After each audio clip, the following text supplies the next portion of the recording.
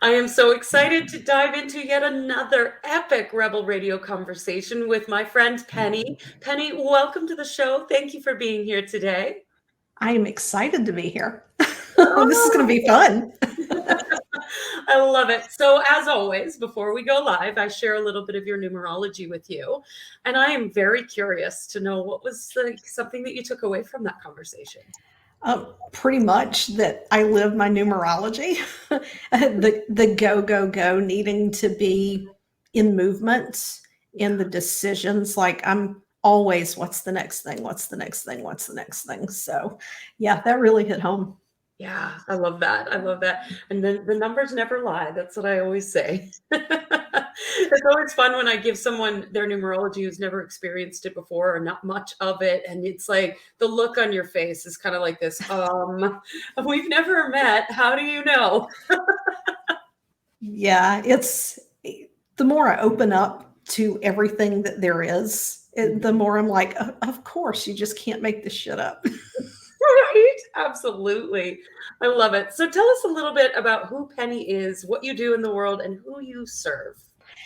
Yeah, so I am a board certified hypnotist. I call myself an expansion artist because I really dig into the subconscious coaching aspect. I go a little bit beyond hypnosis. I've spent my entire life helping other people to heal, either through nursing or anesthesia, or now bringing people to this state of just self love and being able to be authentic, free of the shackles, if you will, of the beliefs and the indoctrination and the patterns that they learned growing up. I love to work with the super successful because they're already in a place of momentum and impact.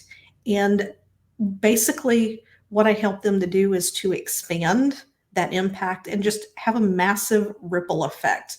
So I'm able to reach more than just the client I work with, but every life that they touch as well. Ah, I love that so much, so much. So, we're not just our business, and this is a show for entrepreneurs, but we were kind of talking about this before the Yeah. show. But I'm curious, what do you desire most for your life and why? Oh, for me personally, I mean, just to be able to be free and to help others. And I know that's cliche to be free, but for me, freedom means, having the financial security and support that, if I want to pick up and go see one of my kids across the country, I can. Yeah, I just did this a couple of weeks ago for the first time, and I was like, oh my God, my reality is manifesting. I can just take my computer and go visit my son for a week. My work goes with me. And, I want to be able to help others to see that that's possible for them as well, to just lead by example. And, one of my things is that, in the past few presidential elections, like seeing all the judgment and things, it's like, my God, it doesn't have to be this way. Mm. You don't have to be in the box that society's putting you in. And that's what I desire for my life, is to carry that message to people. You can be whoever you want to be. It doesn't have to be this way or that way.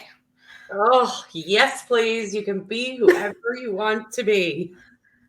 Yeah. That's something that I speak with my clients all the time, especially in numerology. Is numerology for me gives me like a full permission slip to be me.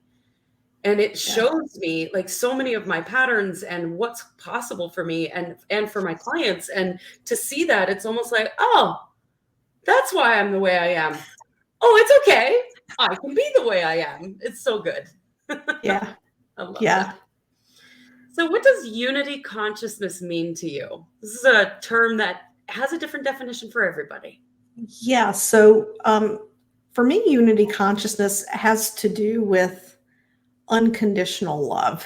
Mm. And that unconditional love starts with ourselves.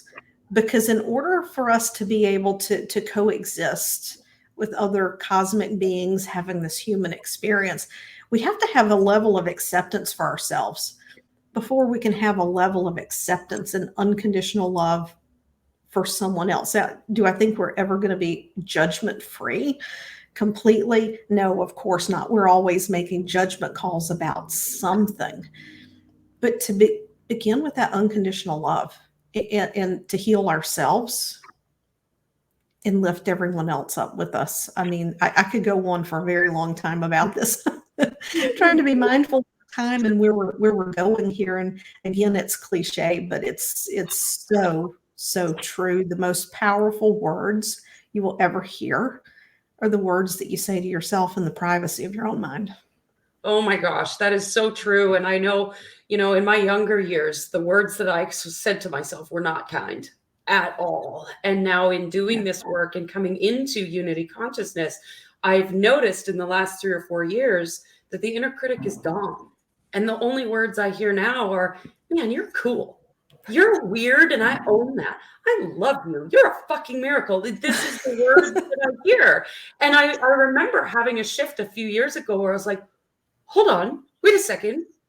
That mean girl is gone. And it's such a freeing experience. It is. And, as we up level, like sometimes we push out of our comfort zone and that it can attempt to come back. But I was on a call with someone just a few weeks ago, and they've been through many up levels. They run a multi 8-figure business, and they're like, you always have imposter syndrome. You always have that inner critic. And I'm like, no, no, no, it doesn't have to be that way. You just have to learn to manage your thoughts, push those beliefs out of the way, and just dig into owning the badass that you are.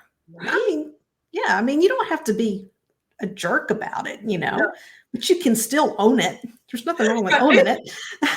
My badass is more of a little bit quirky weirdo geek Yeah. that wears a leather jacket and drives a fancy Jeep. But Yeah. I don't identify as a badass. It's never been a term that like really resonated with me, but I think it kind of communicates the idea. yeah, absolutely. I love that.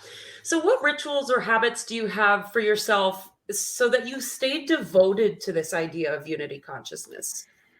Oh, I love that. And in the last couple of weeks, I've kind of been a little hit or miss because I was traveling. But just like this morning, like when I opened my eyes, it's like, what am I grateful for today?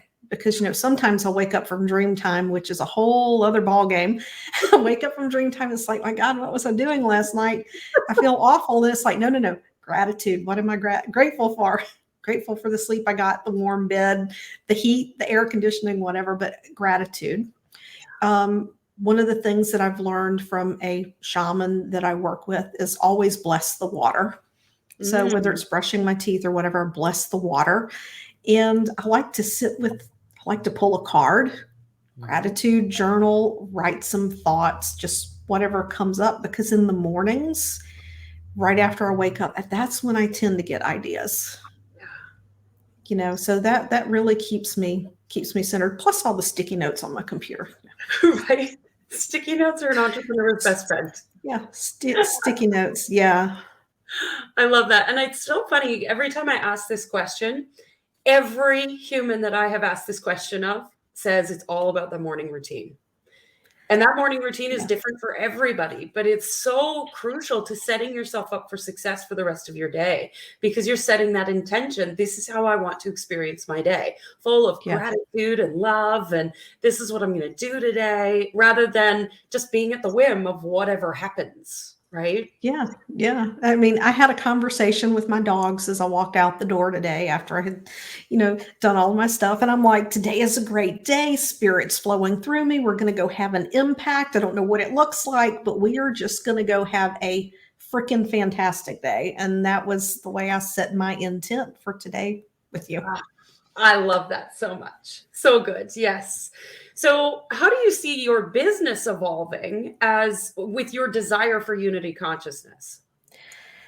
Yeah. So I was playing with that this morning, and, sometimes we take a hit, get a download or an idea, and we sit on it. And this idea came to me last year. It was the name of a website. It's like, Go Get the Aligned Heart Project. So I bought the website and I parked it. And then this morning it came to me what that is for. So I do my one-on-one work, and I'm moving into hosting retreats. I had my first one back in the fall, and the energetics in the expansion far exceeded my expectations. And I was like, who am I to not do this again? Like that would be a disservice.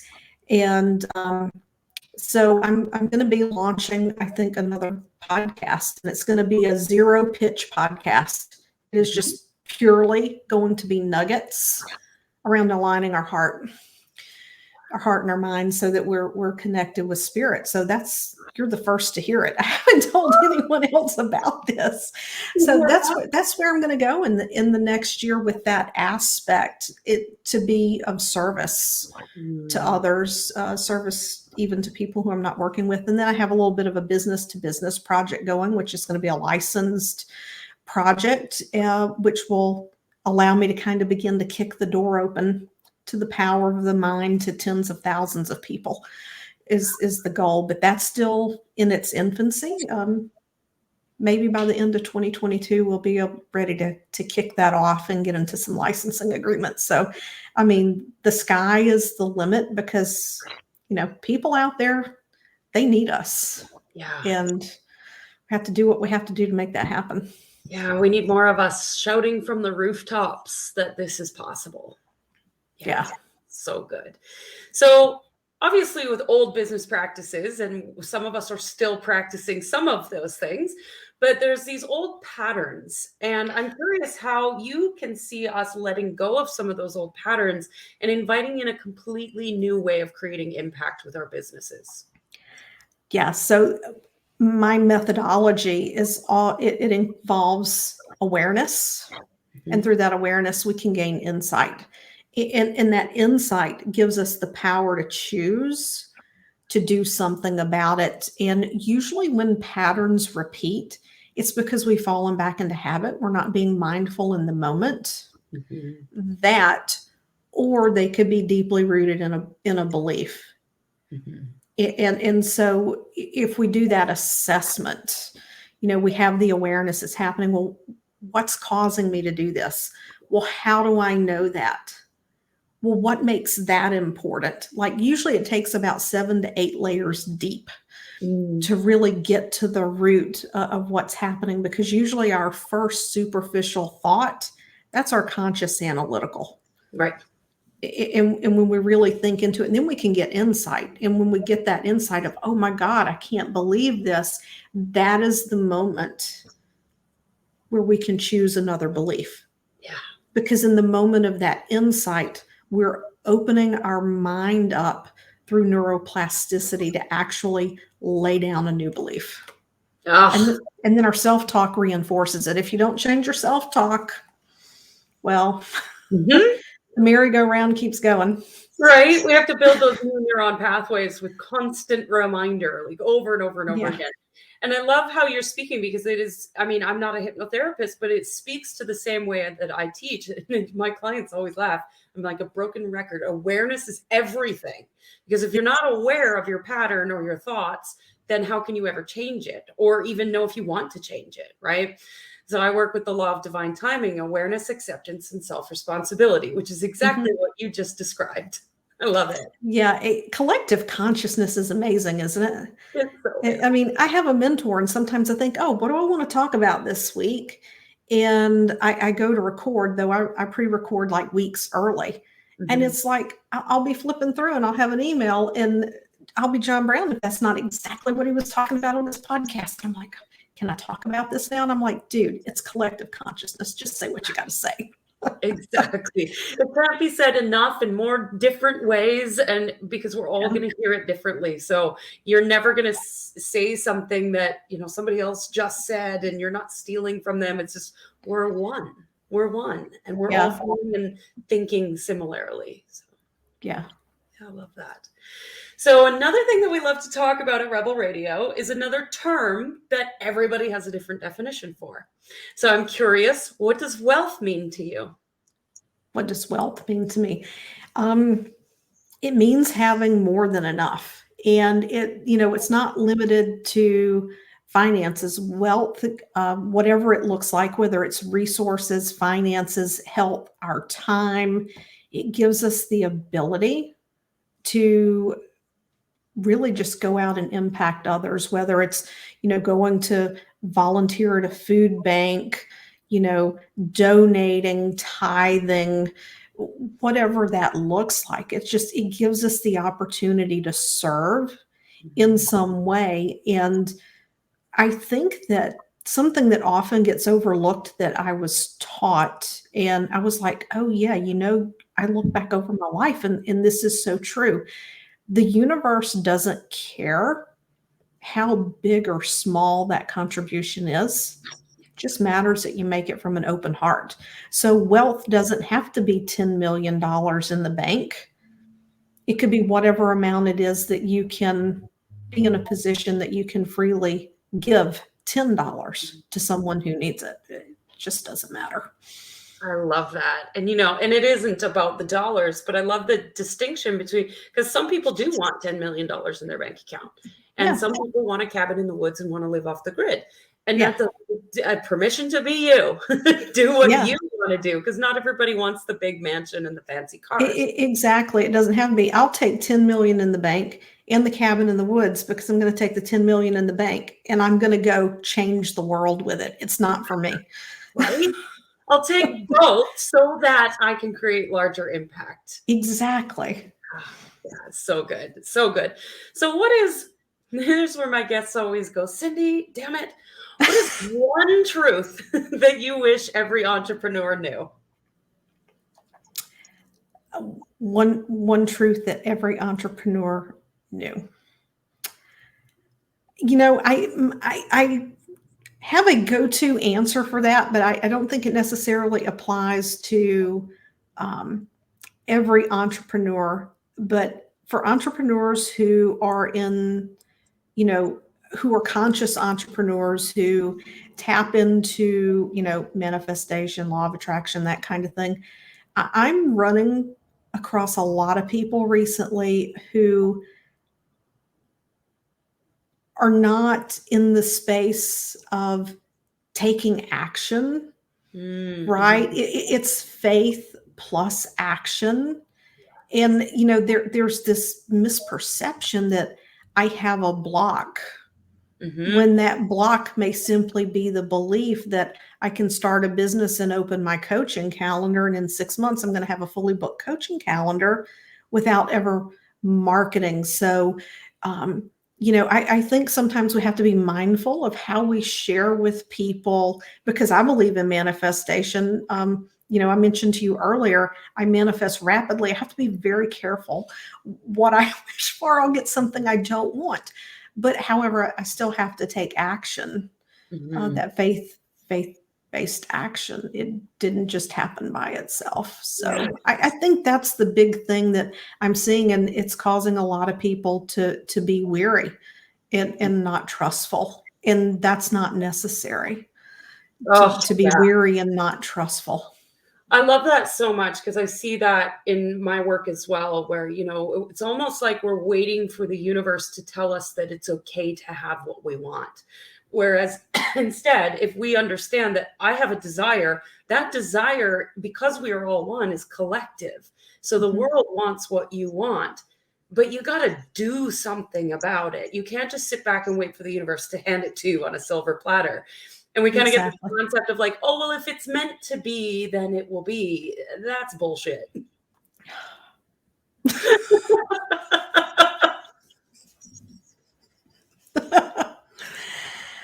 Oh my. Now you're tapping into my Christian upbringing where people literally will sit and do nothing. And it's like, oh, well, if I was meant to heal from the tumor, God will just make it go away. No, He gave you a specialist for a reason. Go have the neurosurgeon cut the damn thing out. Yes. Follow the inspiration. And I was talking about the word inspiration yesterday. If you break that word apart, it's in, which means from within, spirit, like you're in Yeah. cahoots with spirit, source, God, universe, whatever label you want to do. And then shun is the action. I Go do love the that. thing. I love that so much. Oh my gosh, Penny, I could talk to you all day. Thank you for coming on the show. But as always, we end the show with one last question. What do you dream of for the world? What I dream of from the world is where we can all have love and respect for one another without having to agree with Mm, one another. yeah, what a boring world it would be if we all agreed with the same things. I think so. Oh, I thank love you. diversity. Thank you so much for being on the show today, Penny. Thank you for having me. I appreciate it.